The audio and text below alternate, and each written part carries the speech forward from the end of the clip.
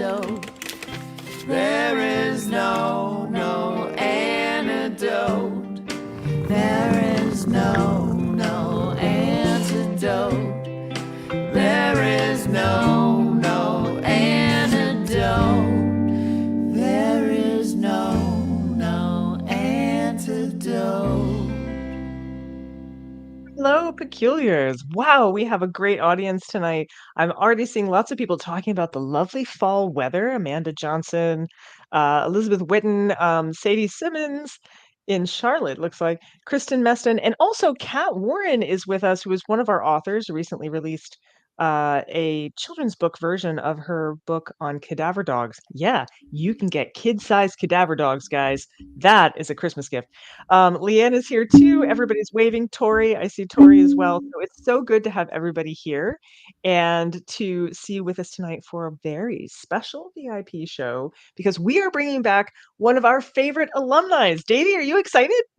I am excited. I'm almost ready for spooky season. I've got the pumpkin. I've got the Halloween costume picked out for me, and he's not the Davy baby anymore. He's the Davy toddler, everybody. Davy toddler, oh my gosh. So we got the Halloween costumes picked out. I just got to get the lights up. I got to get my spooky lights up, and then I'll be fully into spooky season. Oh, very nice. But I just saw that, by the way, Camper English is here too. He's going to be on our show next year with the Doctors and Distillers, and he's got the ice book. So in terms of cocktails, we should be all set. So yes, it is wonderful to have everybody here, but I know who you guys are waiting for. So with a proper ink explosion, let us welcome Mary Roach.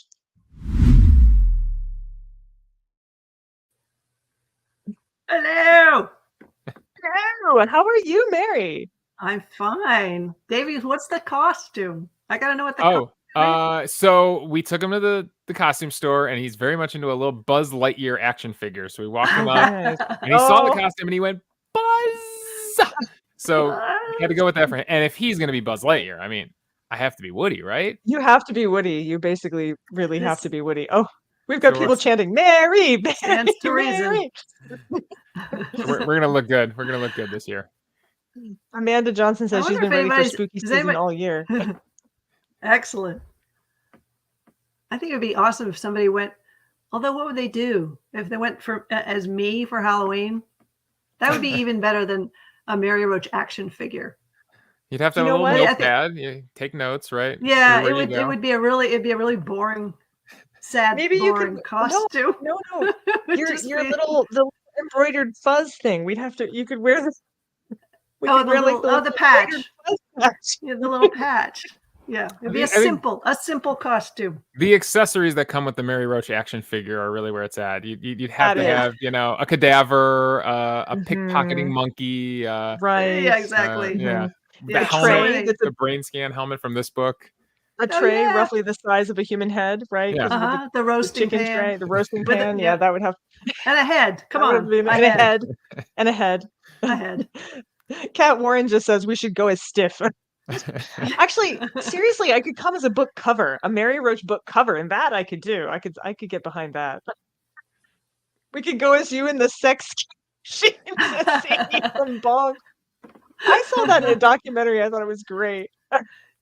Except that I never was inside. It was ultrasound, so you'd have to have an ultrasound wand which would be easier than the whole big scanner, because that's a bulky costume. It would be a bulky costume. Oh my gosh, that's amazing. So do you have I just put a bug fly at my nose. Sorry. I wondered what that was. Yeah. Do you have a spooky costume planned, Mary? No, I'm at the phase where I'm going over watching the grandkids do their thing. I don't have. No, it's been a long time, and I was the kind of lame Halloween guest that would just go like, oh man, there's a Halloween party. What? And I would just take a tablecloth, staple a paper plate to it, put it on my shoulders, and then the people go, "What are you?" And I would just bend over like I'm a table. The best lazy Halloween costume I ever saw was for a President's Day party, and it was this guy, and I'm like, you didn't even try. You didn't wear a costume. He goes, yes, I did. I'm voter apathy. That's pretty good. That's pretty good. Somebody else was the grassy knoll. They just took AstroTurf Yeah, it's pretty good. That's very nice. Yeah. Yeah. No, So. Mark and I usually try to do sort of matching costumes. Our best was we went as Sherlock and Moriarty that had fallen in love. So we had Ooh. blue carbuncle matching rings, and we had a little picture of the Reichenbach Falls that says "I fell in love at Reichenbach," and we were on our honeymoon. Like that was it was wow. meta. And so like nobody knew what you were. So nobody knew. No, had there was a lot of clue. explaining. No, there was a lot of explaining. You spent the entire Nobody night. knew who I was because I had like the deerstalker cap thing, but yeah. This is why you go as a table. It's just easier. You just focus on the drinking and not the explaining. Who went one time with rocks in their pocket, and they were supposed to be the girl from the lottery. Oh, I thought you were going to say Virginia Woolf. That would have been good too. Well, that's what everybody guessed, and she was like, "No, I'm a short story," and we're all like, "What? Wait, what?" Yeah, the lottery where they're gonna stone people, but then the girl who brought the stone gets stoned, or fairly anyway, obscure. It was a really depressing idea. Yeah, that's fairly obscure. Yeah. It is very obscure. I mean, I think that's worse than going as me. Yes, Abigail, thank you. I do frequently strive to that level.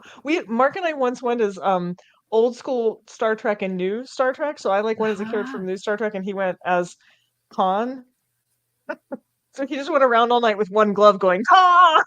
It's great. Anyway, sorry. There's been so many comments and I'm missing them.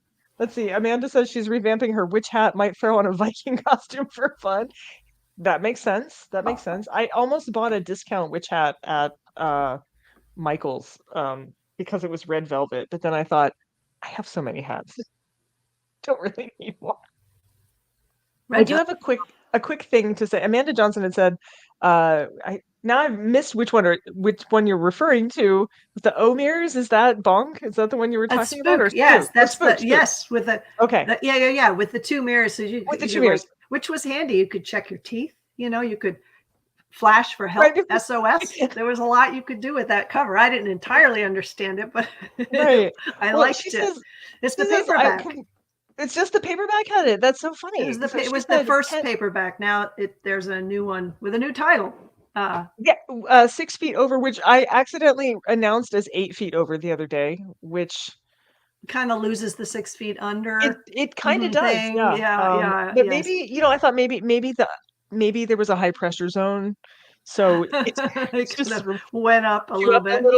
You know what? One of the reasons I looked up because that was the 6 feet over was the original title in the UK. Okay. And I looked it up because I thought, well, let's see if anybody else, not that I really care, but I was like, does anybody else done this title 6 feet over?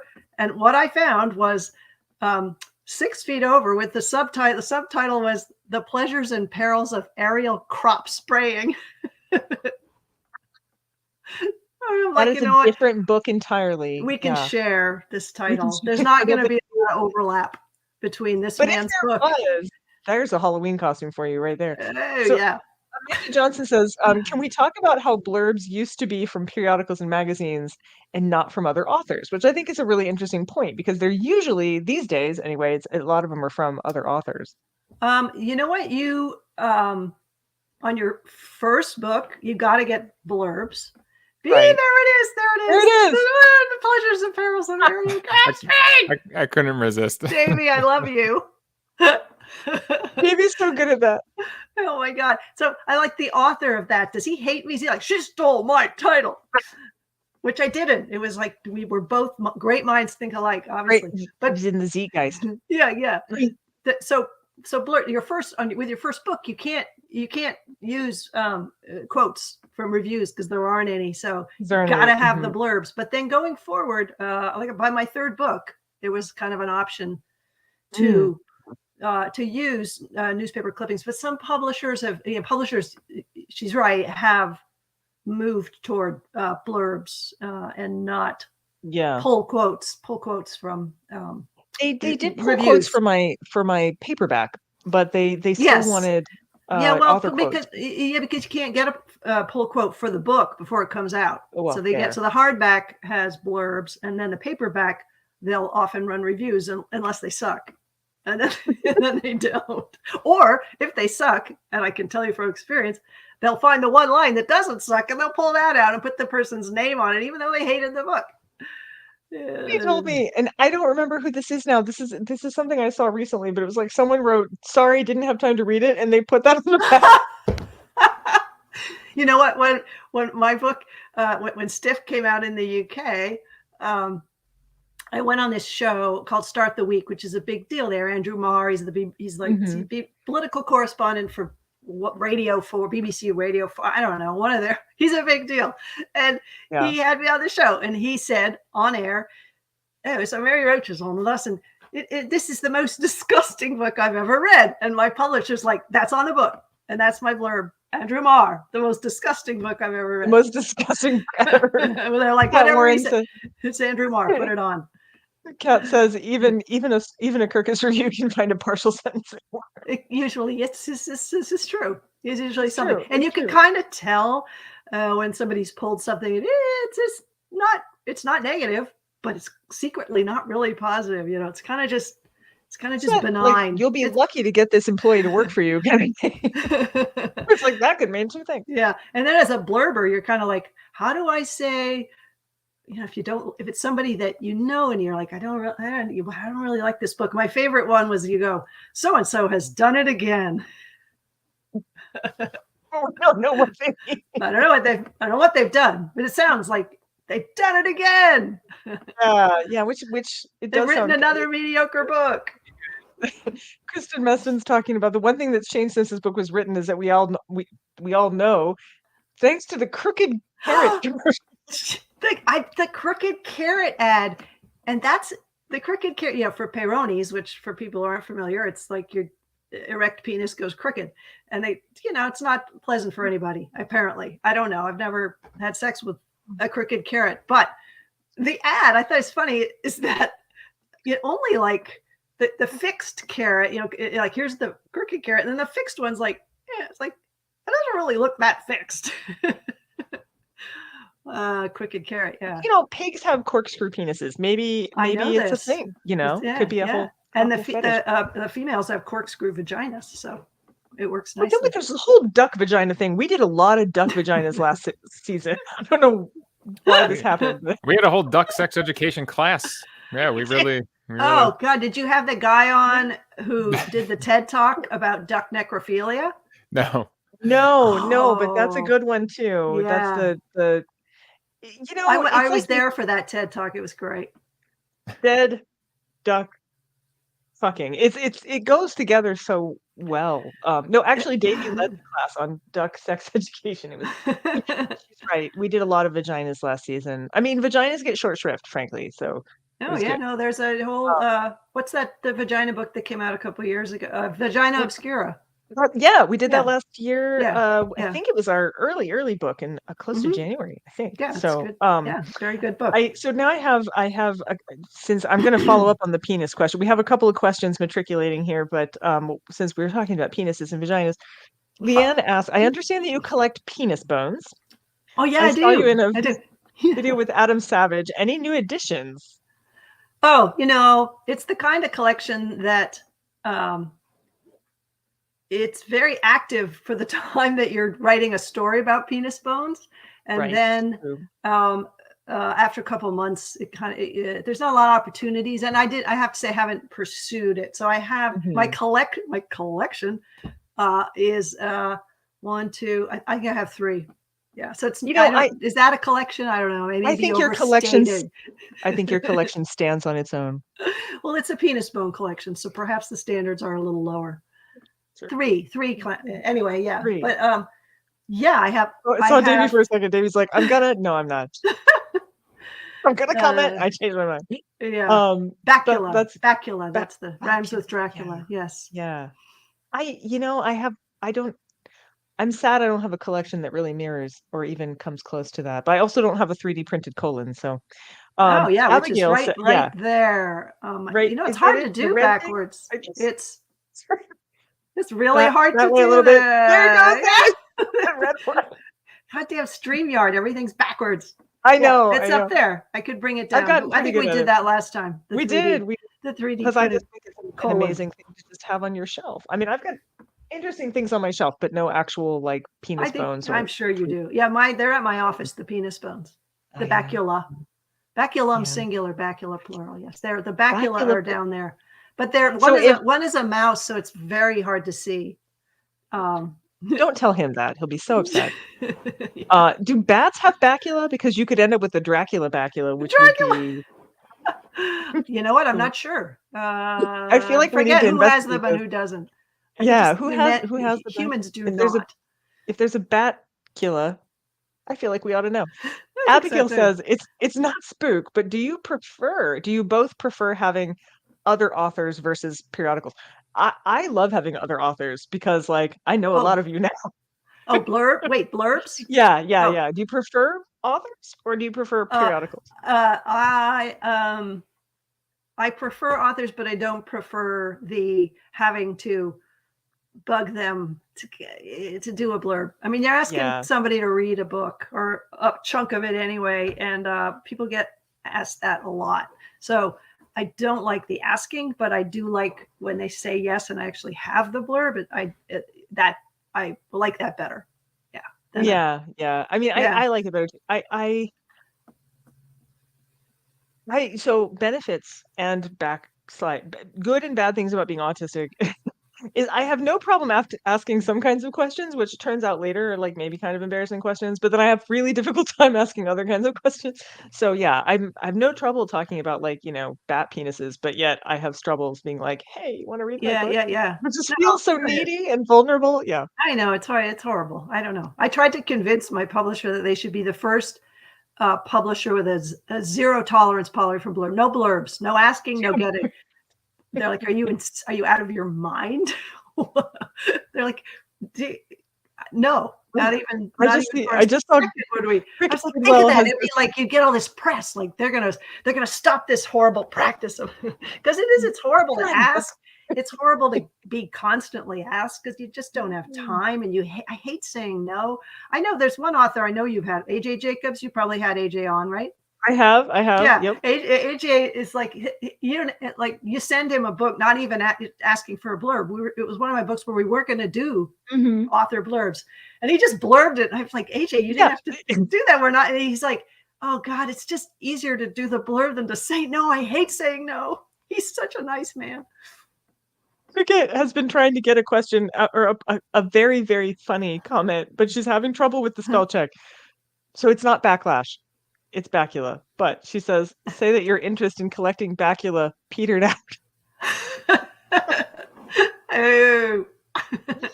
Yes, it petered out. And I wish I'd come up with that. Yeah. I know. What do they say? Immature writers borrow, mature writers steal. Elizabeth Witten says, in a past interview, I heard Mary say when she was starting a book, she builds it around a sink, a story she wants to cover and leads to a book. What was the sink for 6 Feet Over? Oh, okay. Yeah, thank you. The sink. Yeah, should I explain the sink? Because that sounds weird, doesn't it? Sure. Yeah. Okay. Quickly. Thank you for remembering that. So, okay, the sink. This is the way it's just a way of saying that my books tend to start with a little piece of something, and I build out from there. And I use the example of there's this ad for Kohler faucets, which is a high-end faucet, and there's this ridiculous ad where this couple goes into an architect's office, and they take this faucet and they put it down on the architect's desk, and they say, "Build a house around this." I'm like, what assholes? It was just, and it's not supposed to be funny. It's just like the faucet is so amazing. You're going to build anyway. That was the idea. Was like that you would build a large thing around this small thing. I love it. Spook actually is one of those books that I was working when I was working on Stiff, which was the book before. I was working on. There was a chapter that had to do with the early days of trying to figure out anatomy and what does everything do on a body when nobody yet knew what all these bits and pieces did. Well, what's this? I don't know. And there was this period of time where people were like, perhaps this is the seat of the soul. They're like, the liver. I think it's here. This is a really boss looking organ. I bet you it's in here. But that made me think like the whole intersection of science and scientific method, and yeah, so and the soul, that as something that you could prove or discover or disprove. I loved that, and the ways that people went about it, and that's when I thought, okay, next book maybe we'll go down that rabbit hole. yeah, because you only have, I didn't have a lot of room to explore it in stiff. So that was the faucet, the sink. Well, it was the faucet, the sink. Yeah, no sink, but faucet. No sink, just the faucet. Just the faucet. The sink would have been even funnier if they just put the whole sink on the whole apparatus. Then he would have been, screw you, you just ruined my $7,000 desk. Or else he just like built them basically a caravan, right? Because it doesn't really matter anymore if you got the sink. I talked a lot about the soul in Mr. Humble and Dr. Butcher because, of course, Dr. White was very convinced that the soul was. And it's funny how often I run into it again, like in this book that I'm working on right now, where I was not intending to write about brains and souls, and yet once you start talking about, hormones and everything that they discovered, you're right, everything, they were like, pituitary could be the soul. Could be. Here it is. Yeah, because there's only one. Everything else was a set. One, right? And there was only one. So it's quite funny how that transpires. Okay, so we've got some. Wait, what is JB says? I used to ask bartenders to make me a drink based on my hair color, which changed weekly. Not quite as hard. Pretty sure we love that one. That's great. I love making. I do not make the drinks, however, Kat does, and is the other Kat. So Kat Warren is here, who's an author, but Kat. Our other Kat is our drinks maven. I love that in 1907, and it's McDougall, she replies afterwards, weighed someone just before and just after death, and the soul weighs 3/4 of an ounce. It is great. I love the like minutiae of that. And they're like, this is it. Okay, we can't replicate it. I love that. That's guy. Okay. Duncan McDougall. Oh my God. And I tracked down, it's been a while. This book came out in 2005, and I confess I didn't reread it before we talked, but Duncan McDougall is one of my favorites. The guy, I mean, he's like just the consummate scientist. He's a doctor, and he works. It's during a lot of people are dying of tuberculosis. There's a sanitarium, and for some reason there's a very large scale, like an industrial silk scale is what it was. No one really knows why it's there. And he's like, we could build a bed onto this and put people on it as they die, and people are like, okay, let's do that. And what did he tell the family? What did he tell the family? We're just going to move you to this industrial silk scale. We're just going to measure your soul. It's going to leave you here till you die. We're going to watch you intently. And when it seems that you're dying, just the idea that you could pinpoint the exact moment. I mean, people die slowly. That's still a process. It's a process. You're just shutting down. There's not like boom, and the scale's going to tip. But I love that he did it anyway. Yeah, no, it's great. It's great. He was a quirky guy. This is, I should say, the 1920s. Forget. Yeah, anyway, 1907. I forget. We were just getting really excited about measuring stuff anyway, So it was all good. It was a good time for wanting to measure stuff. We would just, I mean, hell, we only just recently discovered that there were hormones and genes and other stuff too. But since we're talking about mixtures and bodies and fluids and slurries, and I mentioned Kat twice, we're going to go to the announcements real quick before I dive back into these other questions, because we did create a drink today based on your book. So we'll get there with the announcements. If you wrote questions, don't worry, I see them. I'm coming back. So first announcement is I always try to start by saying, this is a live chat.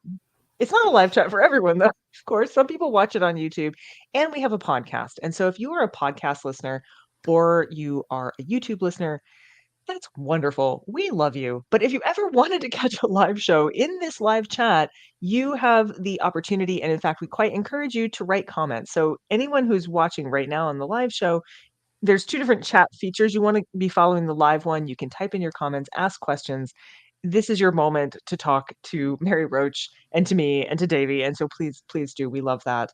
And of course, you can always catch our shows on podcasting and YouTube after the fact. Next slide. Yes. So this is no longer our newsletter link because I keep having to change newsletter platforms. But good news is you can go to our website and the link there actually works. You can subscribe to the newsletter, get the links directly into in your email, and also find out other cool things that we are up to around these parts. So good. Patreon. If you are watching tonight, you are probably already a subscriber, so I am preaching to the choir. But do share with your friends and family that we have a Patreon. The lowest level is $5 a month, and it really helps us support the club and keep the lights on and make me not be broke. This is the cocktail. Okay. I apologize, it's a little bit small if you're watching like on your phone or something, but this wonderful drink is very sweet, but also kind of, it's ghostly. So it's got cream and chocolate mint stuff and vanilla extract and lemon lime soda and marshmallows with little eyeballs in them. And the name that won was A Spooky Little Drink Like Me. So I've had the song Spooky Little Girl Like You stuck in my head all day. So this is our lovely drink cocktail in homage to Spook / 6 Feet Over. Davey, is yours up next? Oh, sorry, YouTube channel. Yeah, subscribe. Because seriously, there's a lot of you. You should subscribe. You watch it, but you're not subscribed. There we are. The podcast, the Peculiar Movie Club podcast. This might be something new we've started since Mary's last been on, but I think it is. We decided to offer a little more content on the podcast feed, give people a little bonus for listening over there. So me and my old movie podcasting partner have started the Peculiar Movie Club, which always ties into the themes from the book. So for Alex Grayson's Red Rabbit, the last movie we did was The Pale Door, which a lot of you have been listening. I'm impressed because it was a very, very indie movie, but it was the only movie that had cowboys and witches, like very hard crossing of genres. So there were ghosts in Alex's book. So again, like even kind of touches on spook a little bit. I'm not gonna say that The Pale Door was the greatest movie we watched, but we got through it and we had a really interesting conversation. So we got a whole conversation about like classic portrayals of witches in Hollywood and stuff like that, which I maintain the Wicked Witch of the West was probably pretty influential, pretty iconic. Yeah, I think she is. Sadie had a question. Have you ever considered doing a group watch? Ooh. No, we haven't. That'd be interesting. That would be fun. How would we do that, Davey? That's a great question. I mean, we could all click play at the same time and do it that way. Okay. Like we do a little countdown like that. But yeah, people do watch alongs. We might be able to do that, Sadie. That would be fun. Well, so speaking of that, so go check out the episode on The Pale Door because me and Darren actually have a pretty interesting conversation. Also, my solo episode from The Bride of Frankenstein is up if you're into classic Hollywood. But I figured since Halloween's coming up, I would let the Peculiars pick the next movie we do. We need like a classic, like a great Halloween movie, and I'll drop the episode on Halloween on that day at the end of the month. So this is your time to fill up the chat, and maybe you guys can vote in the chat. I don't know exactly how we're going to do this. I don't have a great plan, but I want to hear some ideas, and maybe by the end of this episode, you'll give us an idea for a Halloween movie, your favorite, a classic. Right. We can all have I fun love with. it. Okay, you guys get typing. Get to typing. Leanne jumps. Get it out there. Wicker Man. Leanne's like, already, I got. What about the Incredible the one with Rosie Greer where he has another head? The Incredible Two-Headed Monster. I'm gonna have to start taking notes here.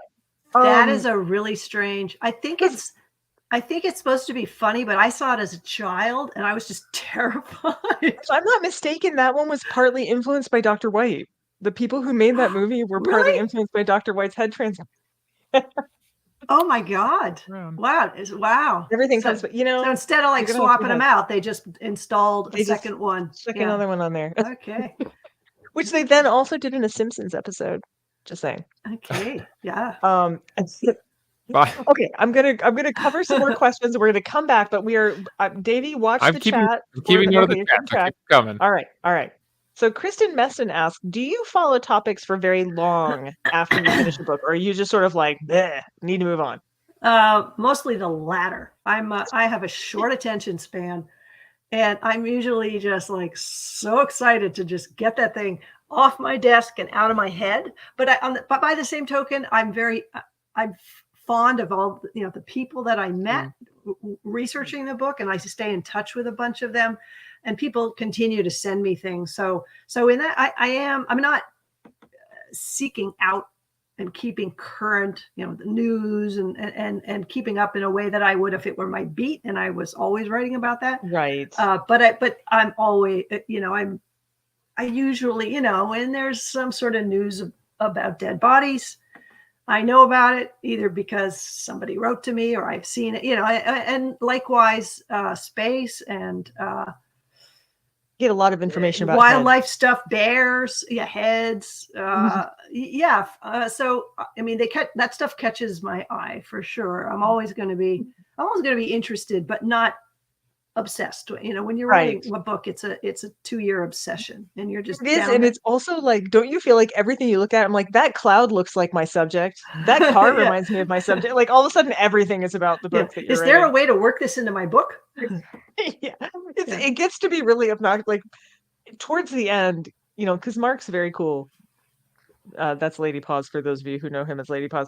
But every once in a while he's just like, it's that's a lot about your book. And I'm like, it's all that I am right now. I am nothing else. It's true. It's true.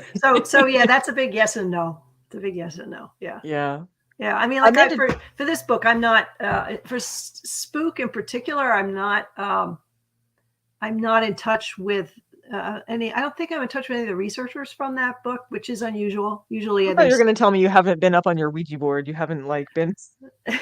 You've stopped with the Ouija board now. I'm not really on any paranormal show, watching the paranormal shows or anything like that. Yeah. Speaking of what, Amanda Johnson says the SPR features prominently, but not the Ghost Club. Is that because the Ghost Club was mostly believers who were less scientific?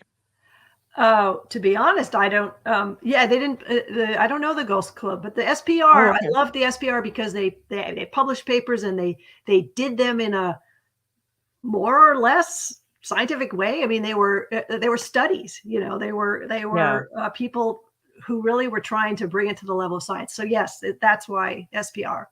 The Ghost Club, I don't know the Ghost Club. Mm-hmm. Were they? Are they been around a long time? I don't. Were they around back then? I don't know. You can give us a bit more information. I'll find it in the chat. But I think the answer is what you said. I mean, the SPR. I love the SPR because they're like, we're going to do a study and we're going to prove things with science. Well, I mean, that was Dr. White. Like his whole thing about like I'm going to prove the soul. Yes, exactly. With surgery. Exactly. Yeah. So there was a chat going on in the about the whole measurement of the soul, and Sadie's like, "What was the sample group on that? Not good. It wasn't good." If you've read the book, it wasn't good. And you do say a bit, and I'm actually curious. Amanda asked something similar about, we have so much more advanced measurements now, even than we did when you wrote the book. Are people still trying to measure the soul? Do we know? I don't know of anybody, and I would love it. I mean, Jerry Nahum, rather, the guy who was sort of the modern day consciousness theory soulware in the book. I'm not in touch with him anymore, although he did get in touch after the book came out, and I like him a lot. He was he was convinced that you could do this for $1 million. You could, and he approached. I love that he approached the Vatican for funding. I guess if depending on how the experiment went, it could be not great for the church. Right. But I don't, I haven't. Lean on the scale a little bit. Yeah. Look. Wow. That's how you earn that $1 million. Yeah. I would have loved. I mean, he's like, we need like a picosensitive scale and an array of electromagnetic detectors, and we got this. It's an enclosed system, and he wants to use a leech because he hates leeches. He's like, this is all you got to do. We could do it. And I'm like, God, I'm hoping somebody reads the book and goes, yeah, Jerry Nahum, we're gonna make that happen. Here's $1 million. Do it. But I think I would have heard if anybody had done it. Well, I mean, this is the whole thing with the whole head transplant thing. I mean, Dr. White was like, we can do this. I just need $4 million and a willing patient. And then, strangely, he got the willing patient. It was the money that lagged behind. I was like, that is not the thing that I thought you would get first. But yeah. It's like the guy. Have you heard anything more about I was gonna say Carbonara. What's that guy's name? The Italian. What's his name? Cannavaro. Cannelloni, Carbonara. I don't know. Cannelloni, Carbonara. That dude. He maintains that he's making strides, you see, but he lost his patients. who opted out because TS patient. Yeah. Yes, it was like, I do not want to do this anymore because I No, got he married. lost. Wait, but I thought you meant his because he had a patient too. He You're did. saying patients. He lost his patients, not his. Oh yes. Well, he did that too. No, he has lots of patients. He just doesn't have a patient. Oh, right. He has. Yeah. Okay, got it. He has no patient. He had a patient. He had a patient. The patient fell in love and was like, "No, I don't want to do it anymore." And was like, "I don't want to die now." Yeah. And opted out. So yeah, so that's where. But he's working with mice. Now he's decided he's gone back to the whole brain glue thing that has never been proven. With Ren and Stimpy. Ren, the guy, Ren, yeah, or Stimpy, whatever. I love you, Mary. Please come back always to our show. We love you so much. I want to live here. The best. Why we miss you so much. Okay.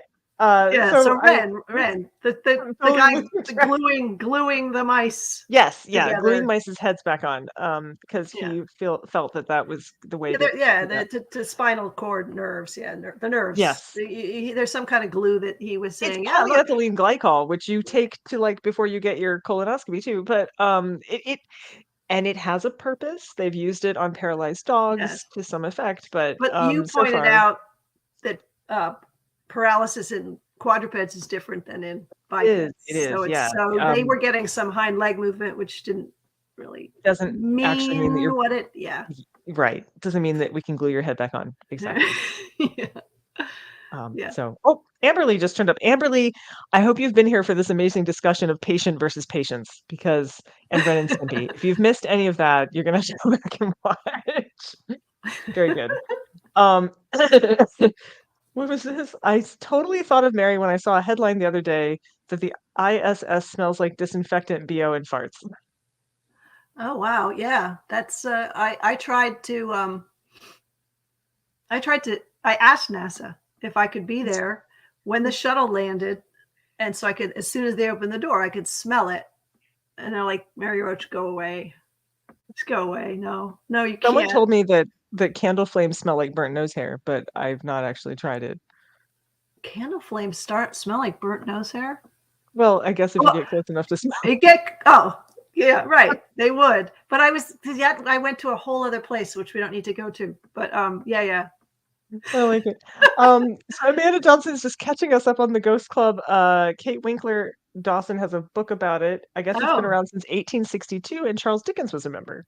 Oh, which doesn't surprise me a bit. So it was a competitor for the SPF, perhaps. Seems that way. Or what's the one that the Crookes Tube guy? He was. Oh yeah. William he might have been in the Ghost Club too. Yeah, he thought he had ectoplasm. That guy. He thought he had ectoplasm. Yeah. Right. The green stuff. Yeah. Green floaty thing. Ghost Club. I imagine the Ghost Club. It sounds more like seances and things, but I have no idea. Maybe it was more. Maybe they were doing experiments too. I mean, there was a period of time where people were doing experiments. Scientific American has published things about ectoplasm. They have. I know. Well, we're having Mark Hartzman back to talk about aliens next season because now there might be aliens. Who knows? I just have to. I wish you guys could. I don't know if you guys can see the chat the way I can, but first of all, we have Kat Warren saying, "So there's gentle letting go of all one systems that might be involved in the change of weight." And then I don't know if this is related, but JP's like hungry, and I was like, "Those are just right next to each other in the feed." I think the hungry was in reference to the carbonara. Oh, that's not what it looks like in the chat feed. Abigail says, Mary and Brandy need a podcast, and by they need, I mean we desperately need. We would have an awful lot of fun. That would be very fun. I don't know if we've talked about anything that actually like made any sense, but we would have a lot of fun. This is true. Yes. So let's see here. Excuse me, can I smell your space shuttle? So that's basically what you asked, right? Like I said, well, I phrased it very respectfully and scientifically. I believe I said, I have a chapter on restricted hygiene, which was like, in the early days, there's no there's no bathing, there was no toilet in a space capsule. So and NASA was concerned. I mean, there was a whole Gemini flight that part of what they were looking into is if you don't shower or bathe for 2 weeks, is your skin just too disgusting? Is it too gross to do to somebody? So they did studies here on, they paid people to not bathe anyway. There are some people that like literally will not bathe for free. I've met some of them. Yes, there are. There definitely are. Yeah, but on the bus, a couple of them. Yeah. Oh yeah, no, I know some. I was gonna say, have a baby. You'll go much longer than you ever thought you could in the shower. I bet. Anyway, the space shuttle. Yeah, no, they. So I said, it's for a restricted hygiene chapter. I have talked to Jim Lovell about Gemini 7, which was the restricted bathing. And so I made it sound very respectable. And I said, so I'd just like to be there, when you open the door after 2 weeks on a shuttle mission, just to smell it. They're like, no. I think with all the research and science you've done, they would be nice enough to at least jar it up for you. Could they seal a jar and then special delivery to Mary Roach? And you should be like capturing your fart in a bottle. Is that? Yeah. If only everybody at NASA Public Affairs thought like you, Davey. If many people thought like Davey, this world would be a better place. I just want to say, now Sadie Simmons is imagining myself, Mary, and Lindsay Fitzgerald on a podcast. Oh my God, it would never end. Fun. That'd be it would be fun, but like it would just never end. I am reading her. I know it's for children, but I'm reading her Plague Busters. Oh, the Plague Busters. Yes, I have a copy. It's great, and the artwork is done by her husband, and it's amazing. Oh, is that right? Oh, okay, brilliant. Yeah. My husband last night in the middle of the night, he went to the bathroom and he came back and he and we both woke up. It was like 4 in the morning. And he goes, that book that's in the bathroom, there's like a drawing of the Spy versus Spy guy, which is from Mad Magazine. I'm like, no, that's not Spy versus. That's actually from the plague. They wore these things. They put stuff to protect them. He's like, what are you talking about? No. So we had this. It was the whole conversation. Yeah, there was a 4 a.m. kind of. But he's right, Spy versus Spy. And then I was like, why were the Spy versus Spy guy? Why did they have those noses? That's a good point. I'm assuming that they had little garlic flowers in there because maybe it was vampires. I mean, that's not really. No, but the Spy versus Spy, that's the Plague Buster, the Plague guys. But why did the Mad Magazine, why did they have those noses? I don't know. Lindsay, this is a question for you. I know you watch these. Lindsay, we need to know if there's a connection. But anyway, it's a great book. Maybe do we have music today? Because I've totally lost track of time. We do. Yeah. Okay. We do have a musical guest. We should have a musical interlude. Very, very interesting musical. Let's have an interlude. Okay, we'll come back and we'll get some more questions. Hi, Peculiars. It's a great pleasure to be here again and to provide another song. This is my living room. I guess I haven't shown you this before. Yes, that is a white paper bag over my lamp. It's the closest thing I could do. I mean, it's what I could do for a lampshade. I'm not really handy. I put on my makeup and that's about as visual as I get in terms of visual art. And believe me, it's art.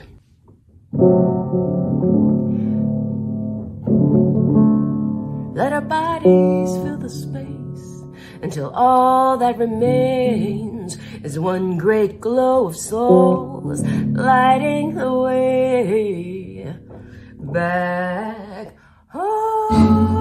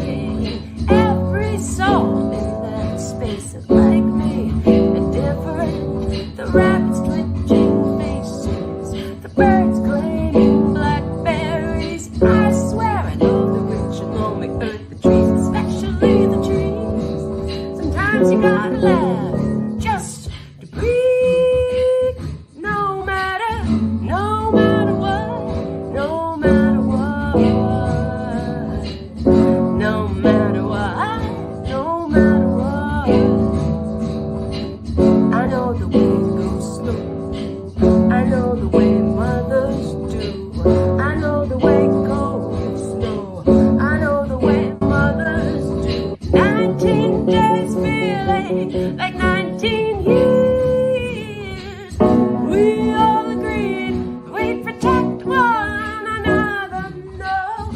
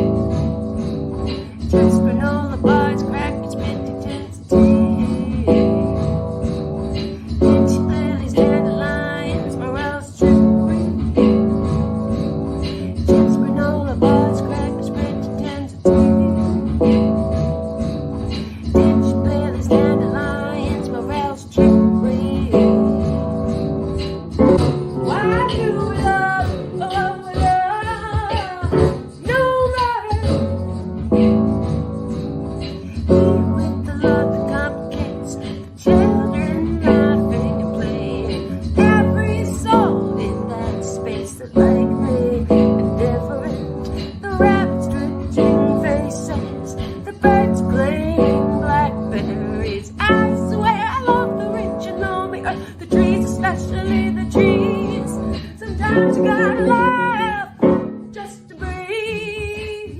No matter what, no matter what, no matter what. We fought with all we had. We fought to win with the bullets, bare knuckles, a bullhorns and mace, a skepticism and a faith. No matter what, no matter what, no matter what, no matter what. We know the bars, crackers, pennies, and tea. Dish lilies, dandelions, morels, chili. No matter what, no matter what, no matter what, no matter what,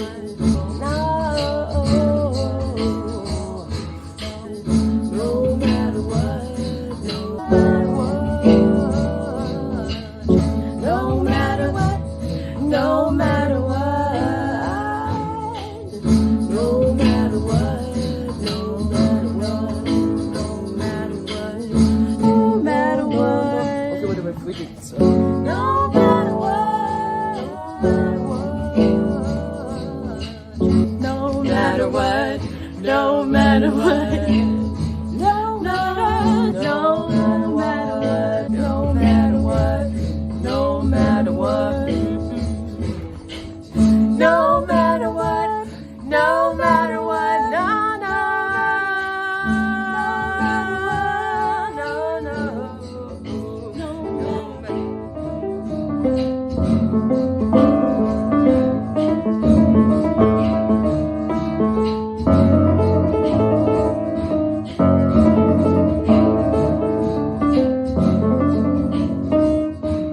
Okay, I think that's enough.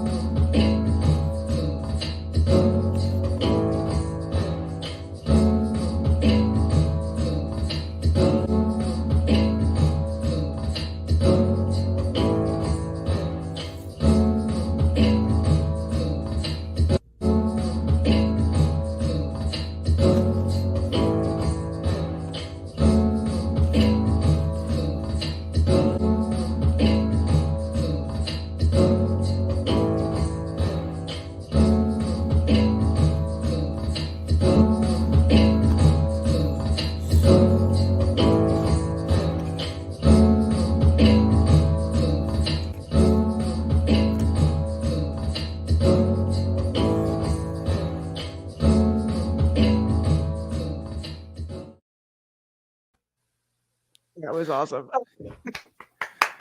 So good.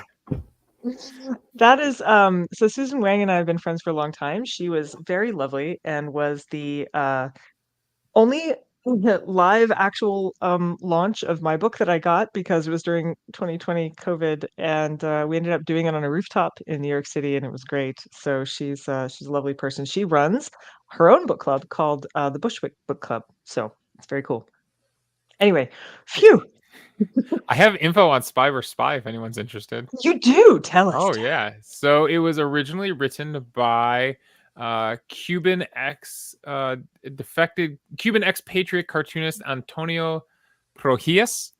And it was his comments on that 19 when did he start it? 1961. Yeah, he started drawing it. So everything going on in Cuba and spying and into the Cold War, and okay.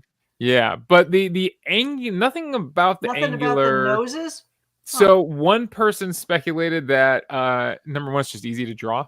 You can crank them out real fast, and you don't need to do the mouth. It's just soft, boop, boop. Soft round faces are normally nurturing and friendly, but hard angular faces are destructive and hostile. And he actually based the design off an earlier character he did for an earlier comic strip when he was still writing in Cuba, El Hombre Sinestro. with Oh, okay. So sinister maybe it was a man. mask. So I just think that Huh. it was just a very sinister look that he gave that one character, and kind of liked it for his spies. All right. Very nice. Thank you. Very Yeah. nice. All right. Well, Thank you, Davey. Yeah, no problem. this is Davey's amazing that way. Like, it's amazing that he can do this stuff like in real time. Now I want to read some spy comics. Yeah. I know they were great. A couple more questions, and then we do have to do the quiz. So Amanda Johnson says, "Are there other ectoplasm samples out there aside from Catherine's? Maybe some that were stored in a person's vagina? Because we should bring this around to vaginas if we can." You mean like it's still in there? Like when you forget the last tampon? Oh my God, I never took this ectoplasm out. Shit. Gotten up to up there. Goodness. Oh my God. I only know of the one that I traveled halfway around the world to visit. And it was so worth it, in the pink box that was brought to me by very nice. Was it Cambridge or Oxford? I can't even remember. There was a pink box. It was like a pastry box with a little card describing and mentioning that it was faintly smelling. But I did not detect any smell. It also said that it had been secreted in the medium's vagina. And I was like, secreted or secreted? Secreted. I wasn't quite sure. At this point, it could be all of those things. It could have been both, easily. Easily. But I do not. That was the only existing sample of ectoplasm that I was able to track down. I would imagine. I mean, I tried to spend some time with spiritualist groups that perhaps still, I think there are still some that claim to produce ectoplasm. They wisely ignored my inquiries. They're like, yeah, go away. They were like, NASA, yeah, go away. No, go away. Oh, that's interesting. You cannot sniff the shuttle. Two groups. And you cannot sniff the ectoplasm. There will be no sniffing, Mary Roach. Go away. Oh my God, I love it. It's very interesting to me that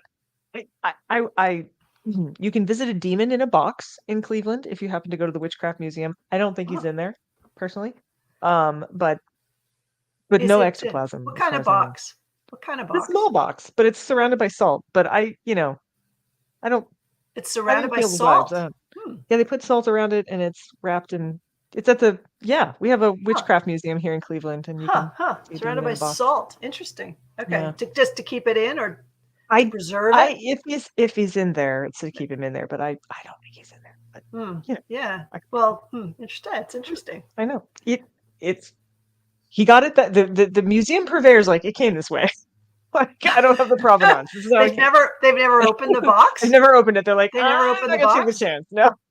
So they just left it. Oh my God! I had a sample. I had a sample once of the smell that the military had come up with. I forget what it's called now. But anyway, the deterrent. Huh? The deterrent, the like crowd deterrent thing. It was originally called Who Me, which was really, but it had to be. It couldn't just be puke, shit, whatever. It had to have the element of foreignness, so people would be like, what is that? I got to get out of here. So it was like a very well crafted thing. And the woman at Monell Chemical Senses Center had some of the stuff, and she's like, I'll give it to you. Oh my God. She took it on the plane, she brought it out, she handed it off to me. We're at the Milpitas dump where she was doing some sort of consulting at the dump. So did you smell it?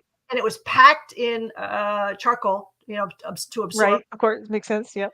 Yeah, and I had it in my closet. I was afraid to open it. And then after the book came out, which was, it was like a year later, I went and I opened it. I went to Nerd Night, which is an event here in the Bay Area. And I said, all right, I'm going to open it on stage. I'm going to do it. And the staff was like, what's going to happen? And we're going to have to, is this going to be like people are going to flee and we're never going to get, they're like really uncomfortable about it. And I open it up and there's no smell because it had all been absorbed in the charcoal, and like a year had gone by. It was just like so anticlimactic. So the demon is best left alone. Left in the box. Left yeah, in I think there. You're probably right. You're probably right. So Leanne says, would that make him Schrodinger's demon? Yeah, right. Yes, I think it does. Yes, it is. Yeah. It is Schrodinger's demon. As a matter of fact, they should name him that. That'd be really funny. Leanne's question was, maybe you'd like to tell us the difference between land-based Apollo archival turds and space-based fecal is it decapitations? Is that This is correct? Go for it. decapitation. Yes. Wow. Oh, okay. And then Ryan was Yeah. like, someone said space-based fecal decapitation needs to be somebody's band name. Yeah, fecal decapitation. Yeah, that's when like you're not using the rearview mirror on the shuttle toilet and you get up and like a piece is coming up and the sliding lid, which covers the toilet, it cuts it off, decapitates it, and the fecal head floats around the shuttle and you have to chase it down. So there's that. Okay. And what was the other one? The Apollo. Oh, land-based. Oh, yeah, the turds, the Apollo turds. They're mythical. That's like some freezer somewhere. I didn't see them or smell them. Didn't smell them. Didn't smell either the decapitated head or the the tail or the. It's a very Ouroboros kind of concept, isn't it? Yes, it is. Yes, it is. And it's like we haven't even gotten to the NDEs. Oh, I know. That was so. Would you tell us what NDEs are? And then she says her favorite explanation was from Collie Willis's book Passenger. I don't know what that is, but there were lots of interesting explanations. NDEs, near-death experience, and there's a whole journal devoted to NDEs. And I visited with Bruce Grayson at the University of Virginia, who was one of the last on-staff payrolled paranormal psychologist. Wow. I don't know if Bruce is still there. Sometime after the book came out, the faculty said, you know what, you can keep doing your work, but could you just not talk about it? There was a huge trust fund from the inventor of the Xerox machine, Chester Carlson, left all of this money to UVA because Chester Carlson's wife was very into the persistence of personality after death. So big chunk of money, which is used by people like Bruce Grayson, and but the university would rather not call attention to it, which is too bad, I think, because why not study that? Why not look into it? Why not? Yeah. It was very cool. Some of the cool studies were very cool. Yeah. Right. I have a really big personality. I bet you mine's going to last after I'm dead. It's just going to float around, probably just bits of it. So I hope so. We must go into the quiz now because I don't want to miss this. Because oh my God, yes, it's almost time. The spooky quiz, it's got to happen. So, okay. Davey? Yes. Well, so Mary, you went to a medium school, right? I did. You did, and you shared your experience with us. And I just thought maybe if you enjoyed your experience, you might want to know what other schools are out there. So this is a quiz about other medium schools and what they offer. And of course, the quiz is called I See Dead People. So at the Morris Pratt Institute in Wisconsin, the Morris Pratt Institute in Wisconsin claims to be the world's first spiritualism school. A school offered your standard courses in grammar, history, math, but then offered additional courses in psychic research, mediumship, and the physics of the afterlife, chemistry of ectoplasm, or science of seances. Oh boy! Is offered by the am I guessing? Am I the guess? No, but the peculiars will help you out. Yeah. They can help you. You guys throw your answers in there. I believe the school is still around today. Research, mediumship, and I'm gonna say it's between A and C.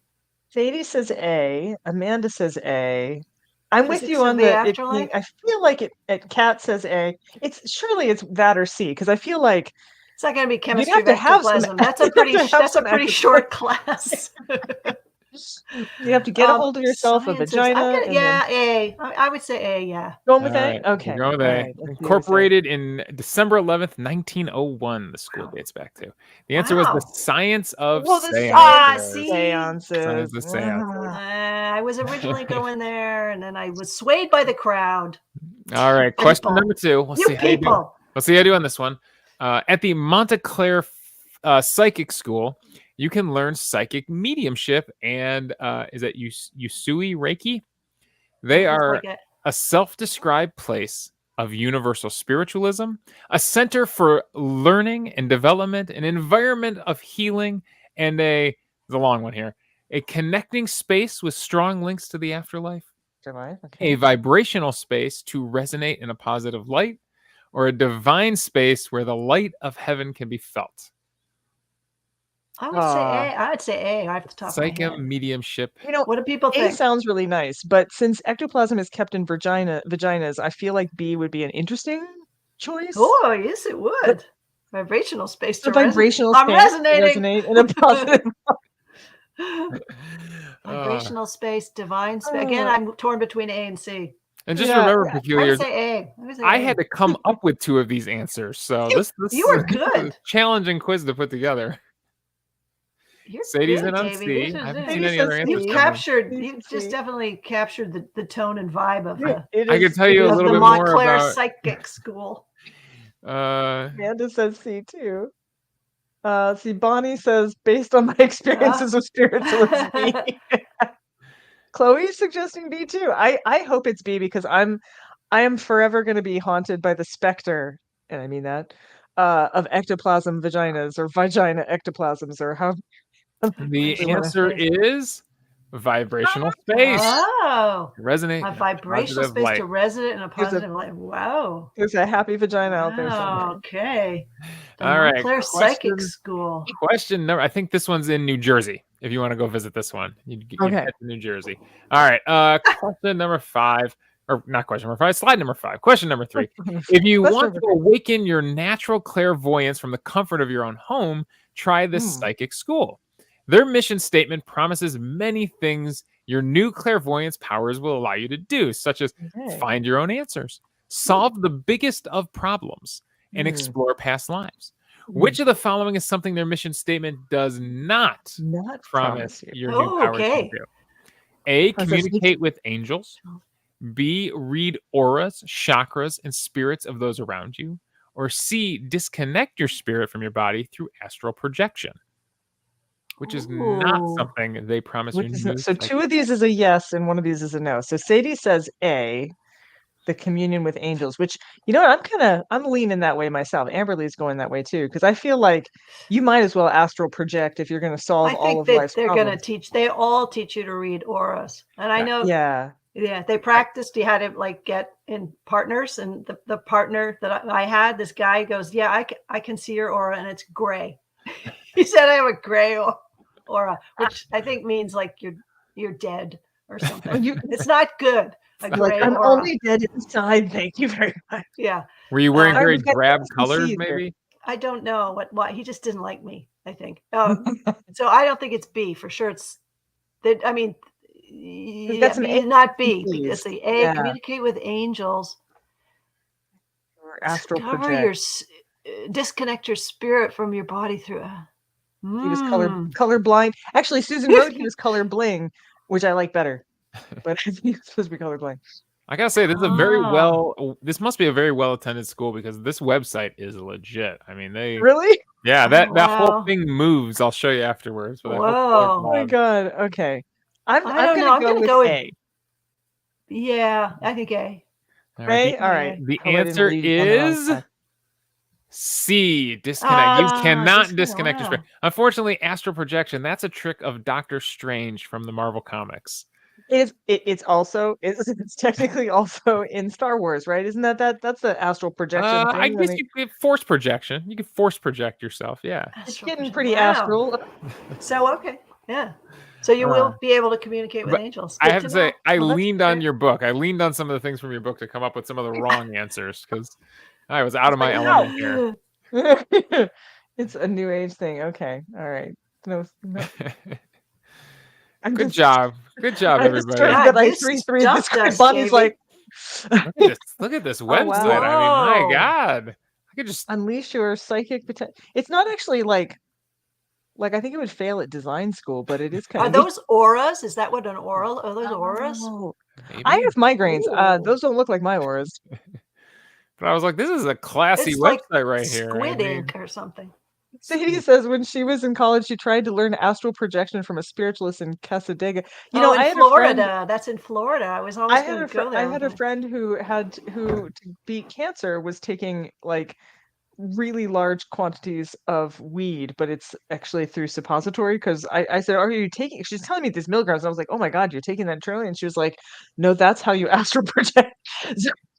So yeah, we wouldn't want that. Yeah. Yeah. Suppositories cause you to project in other ways that in very different not ways. astrally. Yeah. No. Astly. However, it might start with the same letter, possibly. Astly. Same You're astly first projecting. two letters. Asshole projection. Yes. That's I like how we Maybe those were discover new well written. phrases Thank you. on this Yes. quiz. Those are yeah. You fooled me.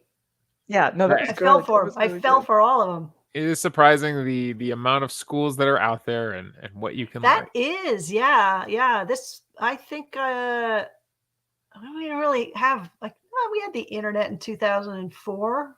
I don't know why I didn't. Anyway, the Arthur Findlay College was a classic Pat Warren spiritualism says she wants her Good next experience, yeah. colonoscopy to include those suppositories. Fair. I hear that. It is actually already after 8:00. It's always difficult because Mary, we could have you on for hours and hours, and the time just sort of flies by, and we don't even notice that we learn new Astrally. phrases. We astrally projected through this hour. It has been so wonderful having you back, and I have some good news to those of you who are watching. Mary's coming back next year to host another author, actually to host Daniel Kraus for Whale Fall. You might recognize his name. He also wrote Shape of Water and worked with Guillermo del Toro. So we did a podcast with him earlier this year. So it's an amazing book. I mean, all of his books. I have all of his books here. The Zebulon Finch series is unbelievable. Sadie's just is like, can we have a regular date can she just come back quarterly? I personally, I benefit. Yeah. I benefit from you, which is, anytime you're here, it's always lovely. Oh, so, it's lovely for me. I think next season will make it 4 out of 5 seasons, right? That she's been with us. Yeah. Yes. Because Mary's partly why we do this. Because I asked a question on the internet, which you should never do unless you want an answer. I said, why is there not a book club that does really cool, weird nonfiction? And Mary was like, I know just the person to run it. Look where we are now. Look where we are. So thank you again, Mary, for being amazing, and for all of you also for being amazing. Thank you for joining us on this wonderful evening, and tell your friends that they should too join a place where, if you're weird, you're family. You got the